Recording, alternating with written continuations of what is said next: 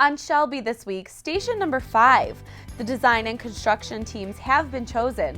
Now the first phase can start. Find out what's next for the future fire station. Nick? Candidates named. Coming up, I'll tell you who's running to fill the seats behind me. First in Shelby Township, now in Southfield, the battle over oil and gas drilling is far from over. Coming up, I'll bring you the very latest. And local artists from kindergarten to high school, how their work is getting honored here in Macomb County. It's all coming up on Shelby this week.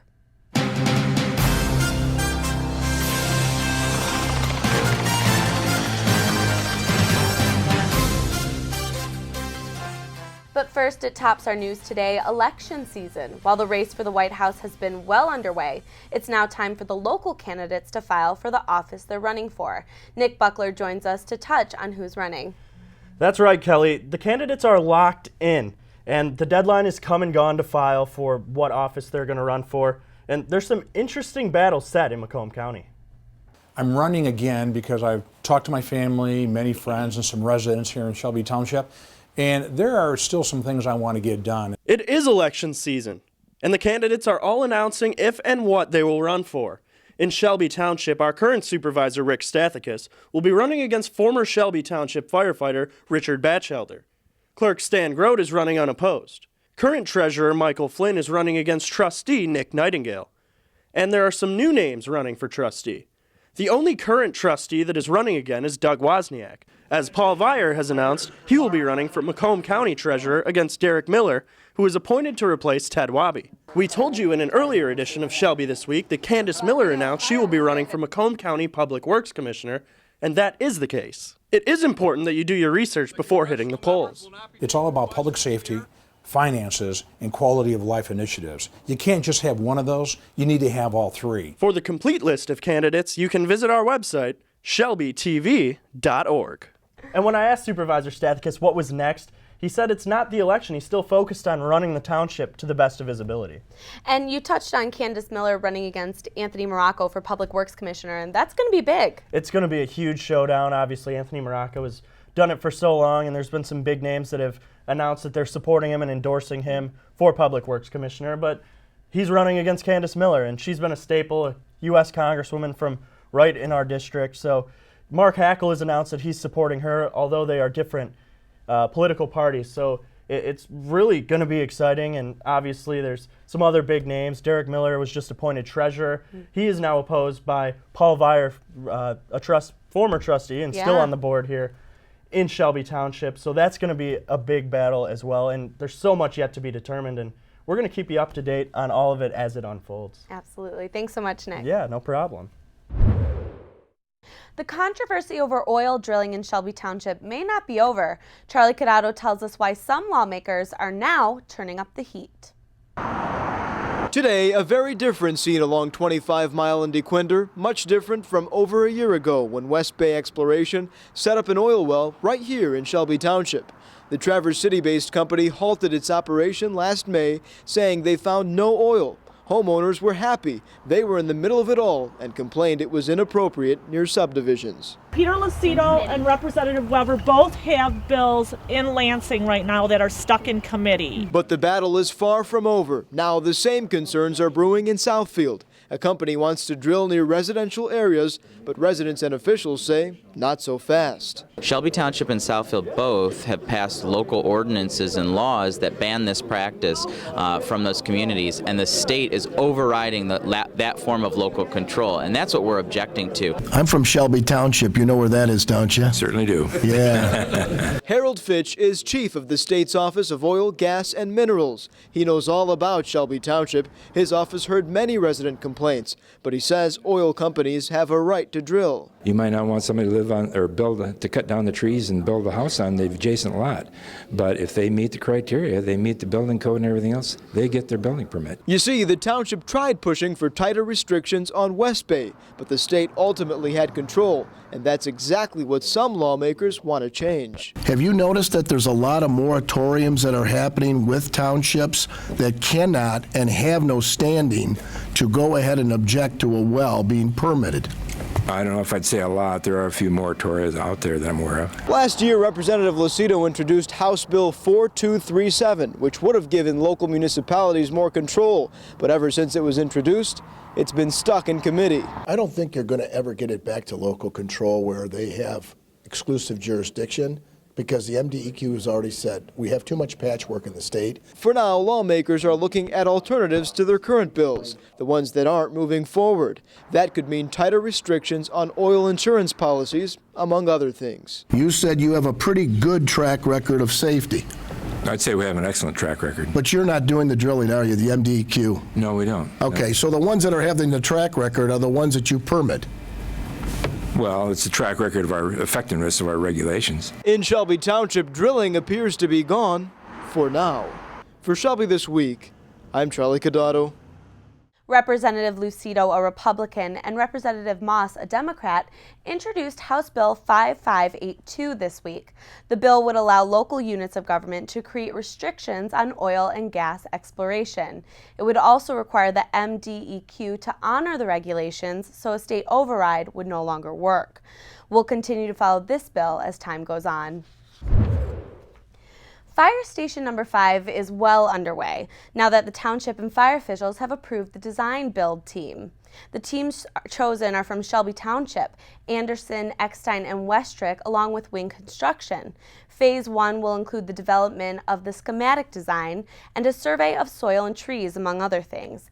The total project will cost about $1.9 million, but will come from the Capital Improvement Fund. The fire department has also been saving money and cutting costs for the new station, which is a major need for the community. We identified the need. The station needs to be built right around the 21 Mile and Shanner area to add a fifth station to balance out our first response. This is about public safety. It's about getting the proper resources to the people we service, which is our residents. The station will be located on the east side of Shader Road, north of 21 Mile Road. Chief Swinkowski says he's been in contact with the homes and businesses around the area to talk about any concerns they may have. The hope is for the new station to be done by the end of this year. Once a month, the police come to the Shelby Township Senior Center to discuss pretty much anything. Officer Leslie Heisler spoke to the senior citizens, including the deaf community, about any of the questions or concerns they had. This month's lesson was on phone scams and how easy it is to fall victim to one. As careful as we are in person or on the phone, we have to be doubly careful on the internet. She spoke about how scams happen and even demonstrated on an app on her phone that lets scammers call their victims from a totally different alias number. Officer Heisler gave them tips to protect themselves, leaving attendees with a sense of protection. Her next police talk is May 18th, and the topic is to be determined. Some of the best artists are right here in Macomb County, and they're still in high school. Shelby TV's John Martin takes us inside the Utica Community Schools Art Fair to see all of the art from paintings to photography to sculptures. Ewell School is the place for the annual UCS K-12 Fine Arts Festival. Students from kindergarten to high school from every school in the district have works on display in a variety of mediums.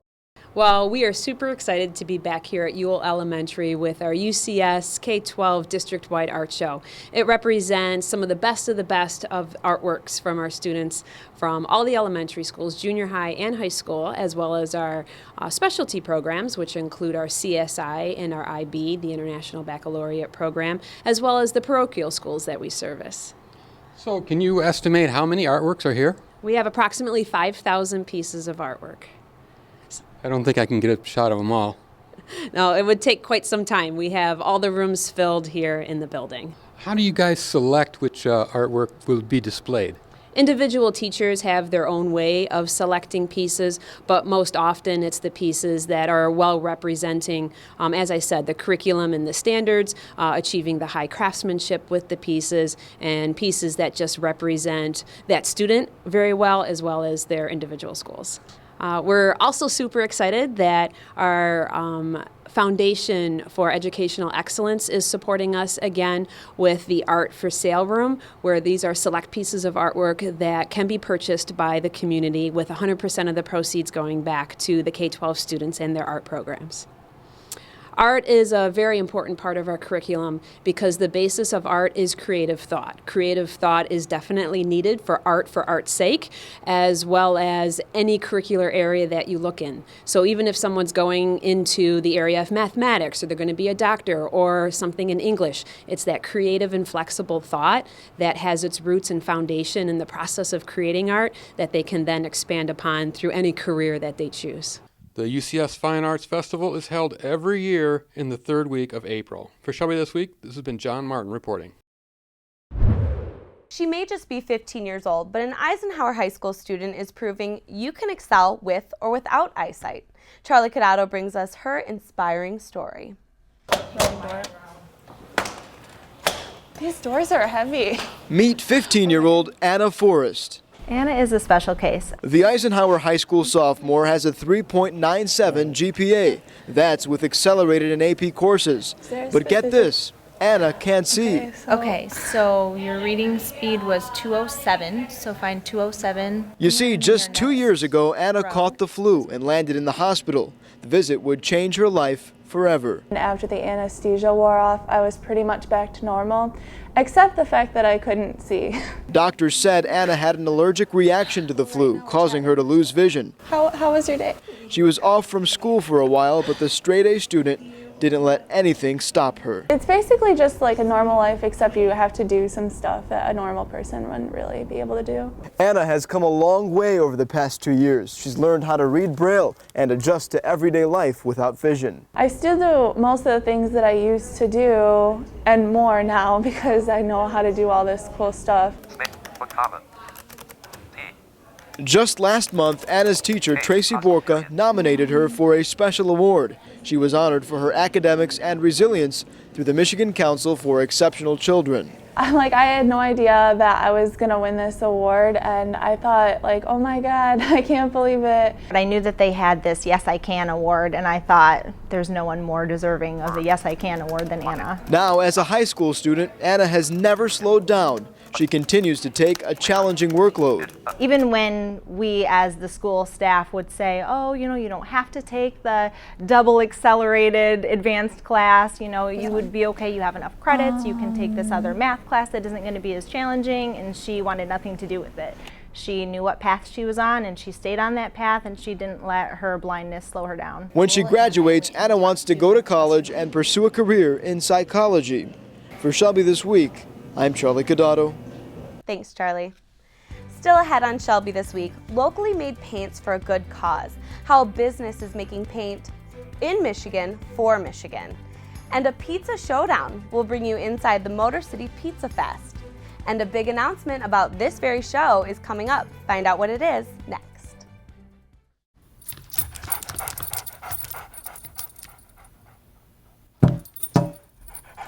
There's a shelter pet who wants to meet you. Meet one today. Visit theshelterpetproject.org. Adopt.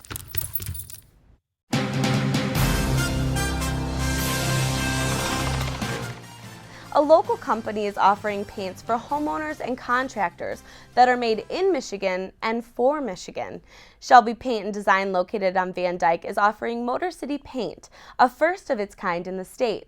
It's locally made in Lansing and is environmentally sustainable. It was developed by the founder of Shelby Paint and Decorating's son, Brian Eisbrenner. But what makes the paint eco-friendly is that it contains fewer volatile organic compounds. Those are the chemicals that easily become vapors or gas. What makes Motor City paints unique is that they're made to last through the harsh Michigan weather. The paint is offered in a variety of types and finishes and is ultimately good for Michigan business.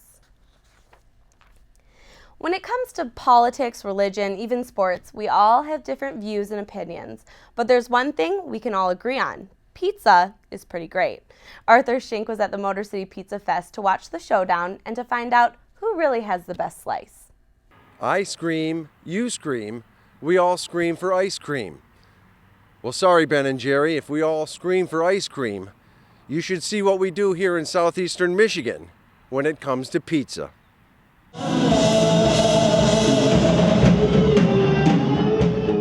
The historic Packard Proving Grounds in Shelby Township played host to the second annual Motor City Pizza Fest Eastside Showdown. It was here that qualifying pizza pushers from across Macomb County competed for the title of the best tasting pizza. The East Side Showdown brought together pizza lovers young and old, along with other local vendors in a celebration of a food that has become a $30 billion a year industry. They have to be places that have a really strong reviews on things like Yelp and things of that sort, and just in general have a really strong reputation in the community as a good pizza place. And we do rely on social media and polling and things like that as well to determine what pizza places we approach, because we do want to have the best of the best involved. Hidden in the back of the proving grounds, the celebrity judges tasted over 30 different types of pizza from the 11 vendors chosen for the event. And that's a lot to swallow, seeing the average American is said to eat about 45 slices each year. And by the looks of some of those slices, deciding on which pizza tastes the best was a tough decision. In addition to that, we have a People's Choice Award where everybody who is in attendance has the opportunity to vote and provide us with feedback as to who they consider to be the best pizza place in Macomb County. All in all, it was a great event that tied in great taste with a great location. And just for the record, the judges picked Pizza Uno as the #1 pizza, with the Detroit-style pizza company coming in first for deep dish. We have yet to receive word on the People's Choice winner, but it's a good guess it's going to be the pizzeria with the line out the door. For Shelby This Week, I'm Arthur Schenk. Opening day for the new United Church Baseball League is just over a month away, and that means all hands are on deck, literally. The league held a massive job hunt for those interested in seasonal employment, and hundreds showed up. They're looking for people to help create a positive atmosphere for baseball fans. We're really looking for enthusiastic people that will help us represent our brand, which is wholesome family entertainment. So, and people that have a lot of energy and just the friendliest people that we want to create an experience that's almost like a Disney-like experience at our ballpark. So every person is a part of that, of creating that. And so our ballpark, we want it to be the cleanest, friendliest, happiest place that people bring their kids. Right now, there's 150 league positions and 150 hospitality positions available. Those include food and beverage, customer service, game day operations, usher and guest services, and parking lot attendants. So if you're interested in a summer job at Jimmy John's Field in Utica, this could be a great opportunity. And if you're looking for a chance to not only get out and run in the spring weather, but also check out the new stadium, the 5K pennant race is the perfect opportunity. The race on Saturday, May 28th will benefit Blessings in a Backpack in Utica. The kids are going to get to run the warning tracks of the ballpark, and the adults or the kids who wish to do the 5K get to run the 5K. Utica is going to be closing down a few roads, so we're hoping for a really good turnout and a lot of people. The nonprofit organization raises money to put food in backpacks for kids right here in Utica Community Schools. Kids can then anonymously take the food on Fridays to feed themselves over the weekend. 100% of the proceeds of the race benefit children who are at risk of going hungry. For more information on the race at the stadium, head to uspbl.com. And shifting gears to another event that's raising money for a good cause, Relay for Life is just a few weeks away, and there's still time for you to get involved. Relay for Life is a 24-hour event starting on Saturday, May 21st at Riverbends Park. The event is a need for more team members, cancer survivors, and volunteers to join in on the legacy Shelby has made within the organization. And if you sign up, you can walk the purple carpet at the May 5th team meeting, which matches the Hollywood theme of the event. This year is actually our 10th anniversary. So now we've been doing it for 10 years in Shelby Township. We are actually in the top 20 in the entire state. So thanks to the community, we've done a lot and we've become one of the top relays in the area. Our theme this year is Lights, Camera, Cure. So we're going Hollywood. Anything can happen, and we want people to come and walk the purple carpet, so to speak. Shelby Township continues to have one of the highest grossing relays in the state. So grab your friends, family, coworkers, neighbors, whoever, and sign up to participate to raise money for the American Cancer Society. Head to our Shelby TV Facebook page for more information. There's been a lot of talk about the community center getting renovated and some of its entities changing locations. While there's no news yet on that, Shelby This Week is in fact moving. Our show is moving from Friday nights to Monday nights, and we're excited to start your week with you. We'll still be telling you all about what's going on in Shelby Township and Macomb County and keeping you filled in on what's to come as well.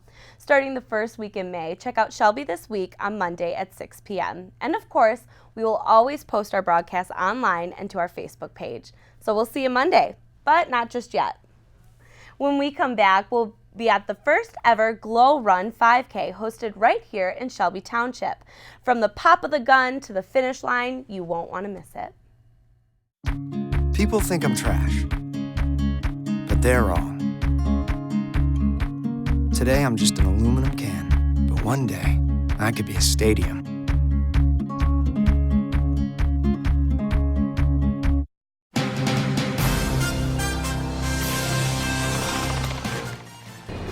Welcome back to Shelby This Week. All of these neon shirts behind me mean one thing. It's the night of the first ever Run the Creek 5K Glow Run. Everyone's getting registered, getting signed up, getting ready, and the starting line is just moments away. Our own Charlie Cadato is standing by with Michael Ward. Charlie? Hey Kelly, a beautiful day out here at the Cherry Creek Golf Course for Run the Creek. I'm here with Michael Ward, the race co-director. You do a lot of races year-round. We're excited for all of them, but this one's pretty special. Can you talk about it? Special for a lot of reasons. I've never done one on a golf course, certainly never done one at night, and that's what makes it absolutely so unique. And then the sheer volume, 600 people for a first-time race, when you typically get 100. It's just overwhelming, and people are so excited, they're so geeked, the weather's so beautiful. We couldn't have ordered a better all-around experience for everybody, including me as the race co-director. Wonderful, and their Shelby TV staff is running too, and we're going to check in with them in just a few minutes. Kelly, back to you. All right, thanks Charlie. And now we're getting ready for the kids to start off their run. Are you guys excited?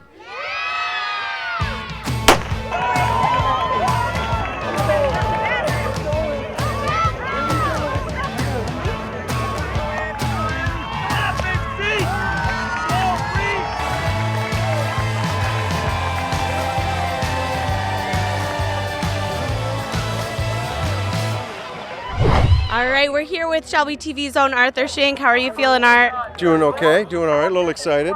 Are you ready for this? I think so. I could have used probably the proper amount of time to train, but hey, you know, like I said, I could walk the rest of it. All right, well, we'll be checking in with you as you go, so good luck. Okay, thank you. And we're also here with our own Nick Buckler and Dan Myers. How are you guys feeling? Kind of scared, actually. I don't want to die today. And we're just seconds away from the horn. Dan, what's your time going to be? I'm hoping at least by Monday I'll be done, hopefully. I just want to make it out of here alive. I'm pretty. All right, good luck, you guys. Hey, thanks, we'll need it. Make sure you go over the map. Thank you guys so much.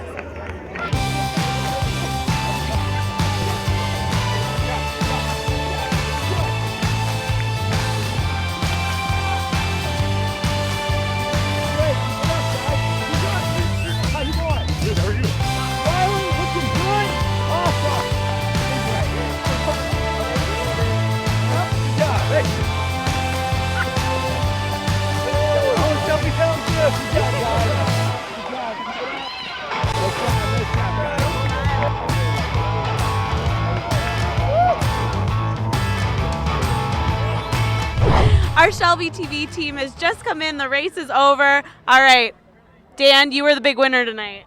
Yeah, that was incredible. That first mile marker snuck up on me. I thought it was at least at the 2.5 mile marker. Oh my gosh, yeah, I was really worried about that. And Nick, what about you? Do you have blisters? Are you aching? Just happy to be alive, Kelly, and to have finished without, walking early. But more importantly, just happy to be alive. And you were pretty worried about getting through it. We thought we were going to find you in the woods somewhere, passed out. Nope, I made it. All right, made it to mile 2, and then walked a little bit, got a little water, never stopped, and took advantage of his blisters, and so hopefully I can beat him. And what were you thinking throughout the whole thing? Why did I do this? just like to add in, Art and I were running side by side, and he saw the finish line and pretty much kicked me to the curb. And Like said, a cannon. Once he said, I got blisters, I'll make this my only chance. His Obama shoes took over, They and took it. those are presidential kicks right there. Those are nice. And Andrew actually runs 5Ks often. Andrew, how are you feeling now? I haven't run one in a really long time, and I can't even talk right now. And has this been the coolest one because it's at night? Yeah, I can't even see right now. Like trying to get around the course was a little bit difficult once it was getting kind of twilight hours. And yeah, that's about it. Well, let's see your medals. Do you guys have them? Yep. Looking good. Number one loser right here.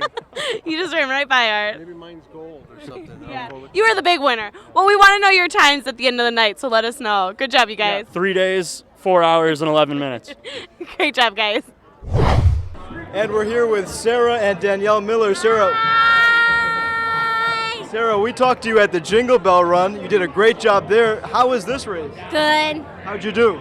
Did really good. Yeah, and your sister's been, your sister walked with you and ran with you. Can you talk about this experience? She totally kicked my butt at the end. She totally, woo! And Kelly is standing by with County Executive Mark Hackle. Kelly, how's it going?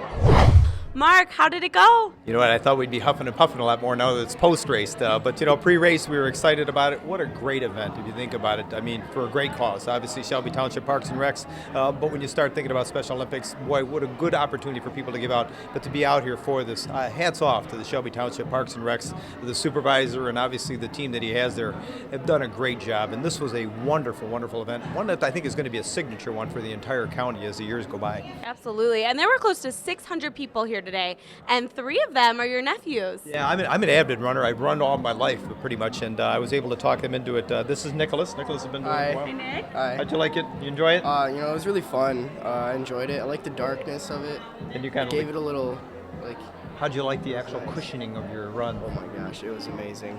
Running on a the golf course is phenomenal. It was pretty good, right? And who are these two? This is Jeffrey. Hi, Jeffrey. How did you do? I did good. Yeah. It's pretty hard. Running the whole thing? Yes. You get a little side stitch there? Yeah. And this is a little And break? Hi. Hi. How was the race for you? Good. And did you run really fast? Yeah, 34 minutes. 34? I don't think I could do it well. Tell her how many times you've done the 5Ks before. None. You've never done a 5K and you got 34 minutes. Yep. Oh my gosh. This was incredible. I mean, there's no nighttime run here in Macomb County. This is the first ever. I am so excited about this becoming somewhat of an annual event for Special Olympics, for the Parks and Recs. And I think people that maybe are watching this right now that didn't have a chance to experience it need to think about this, put it on their schedule or calendar for next year. Bring some kids, bring some friends, because they actually had a ball. And they're going to be talking about this for time. And they get these glow-in-the-dark medals that I'm sure they're going to wear to bed tonight. Right? Well, thank you so much for being here. Thanks for having us. Great run. And we're back here with the race co-director, Michael Ward. This has been so successful. I mean, this is unbelievable. It's a shock to me. We had over 600 people. We had a tremendous night, great weather, and everybody had a phenomenal time. And the thing that's nice about it is Special Olympics is the big winner because all the proceeds are going there, and that makes me feel good. 600 people. Brian was one of them. Brian, come on in. Brian, you were one of the runners. What was this like? It was awesome. My first year doing it, and I would pretty enjoy it. It was fun. I made it. Yeah, I'm sure you did pretty good, right? Yeah. Yes, I did, and I'm a Special Olympic athlete, so I came out too because there's a lot of groups that try to raise money for it, like Money and Joe Youngblood, my coach.